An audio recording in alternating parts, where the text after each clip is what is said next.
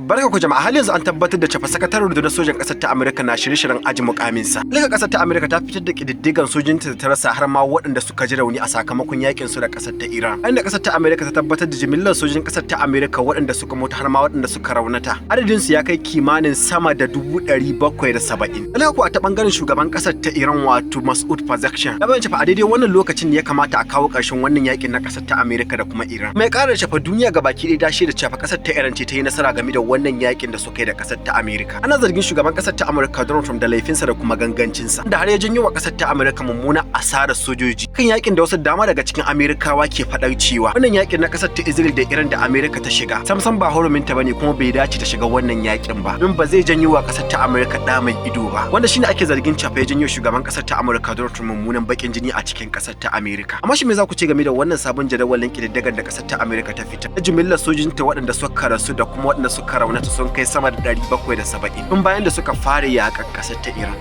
Mu jira ku comment section, Allah kamar jagora. Wannan labarin ya ishi dukkan wani mai hankali ya ji tsoron Allah musamman game da siyasar wannan zamani. A yau dai an sanar da labarin mutuwar sani bayan da a kwanukan bayan na gabata. Bidiyon sai bai kara da shafukan sadar da zumunta. Bayan da bayan fa an ambaci sunan shugaban ƙasar ta Najeriya President Bola Ahmed Tinubu a cikin Alƙur'ani mai girma. Inda hakan ya janyo masa bakin jini, mutane da masu ka dinga masa tofin alatsi. Faɗa waɗannan kalaman ne waɗanda suka bar baya da kura lokacin da aka yi taron ƙungiyar Triple R na Kannywood. Yake faɗar cewa a cikin Alƙur'ani mai girma an ambaci sunan Tinubu, subhanallah. Ya aikata wannan gangancin ne domin neman duniya. Ashe zaɓen ma ba da shi za a yi shi ba. Jama'a ta ya za a yi mu dinga sayar da imanin domin wannan duniyar da ba ta da tabbas akan kankanin farashi. Idan yanzu Allah ya ce zai yi masa amfani da kalaman da ya faɗa, ranar lahira Allah ya tambayi sa ya kawo masa inda ya ambaci sunan Tinubu a cikin Alƙur'ani sa zai iya kawo wannan hujja kuwa. Allah ka gafarta mana zunuban mu gabaki kuma ka ba mu ikon gyara kusakuran mu kamin mu mutu. Allah ka mu jagora.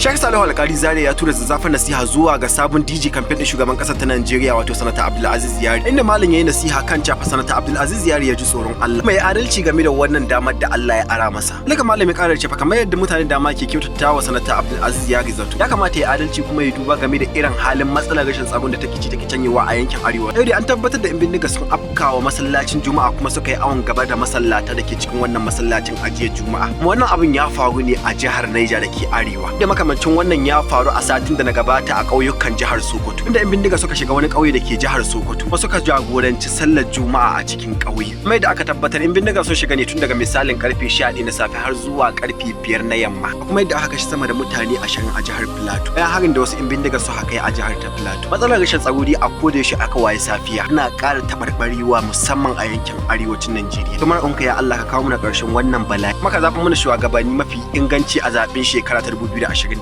mai zuwa ya rabbul alamin. Allah ka mana jagora. Yanzu muke samun labarin an yi Sanata Abdulaziz Yari DG campaign na Tinubu. To muna taya ka murna.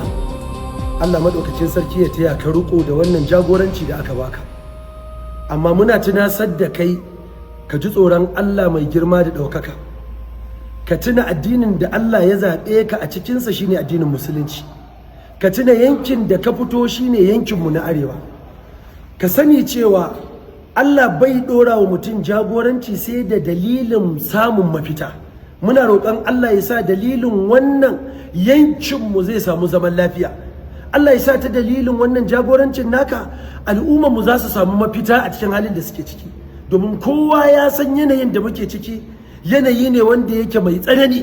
To wannan jagorancin da Allah subhanahu wataala ya dora muku, muna roƙon Allah madaukakin sarki ya sa ta dalilin shi za a samu zaman lafiya da nutsuwa, domin al'umma suna kyautata maka zato. Wannan zaton da ake kyautata maka to ka rike shi hannu biyu, domin akwai ƙarin bayani a gaban Allah ranar tashin alkiyama. Sai an yi wa Allah subhanahu wataala cikakken bayani. Saboda haka muna taya ka addu'a Allah madaukakin sarki ya sa ta dalilin wannan jagorancin yankin mu zai samu zaman lafiya.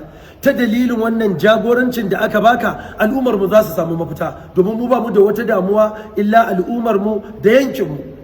Kuma muna murna dan namu ya samu, domin da Allah ya ga dama wani za a baiwa wanda ba mu ba.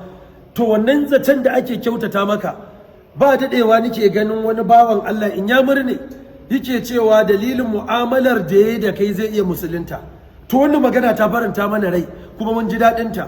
Kuma kai mutum ne wanda kake tausaya wa talakawa, mutum ne wanda yake sauraron malamai da almajirai, don Allah, don girman Allah, ko da an ji mun yi wa'azi mai zafi wanda ake ganin kamar mun zafafa, wallahi ku ne namu, ku ne za mu gaya wa gaskiya, ku ne muke tare da ku, ku ne waɗanda kuke ƴan uwanmu. Idan ba mu gaya muku gaskiya ba, ilimin mu bai amfanar da mu komai ba. Idan ba mu gaya muku gaskiya ba, tarayyar mu bata amfanar da mu komai ba. Idan ba mu gaya muku gaskiya ba, ba mu taimake ku ba, kuma ba mu taimaki kanmu ba. Muna roƙon Allah subhanahu wataala ya kama maka, Allah ya sa ta dalilin wannan jagoranci da aka baka za mu samu zaman lafiya a yankin mu na arewa da ƙasar mu baki ɗaya. Allah ya ba mu zaman lafiya.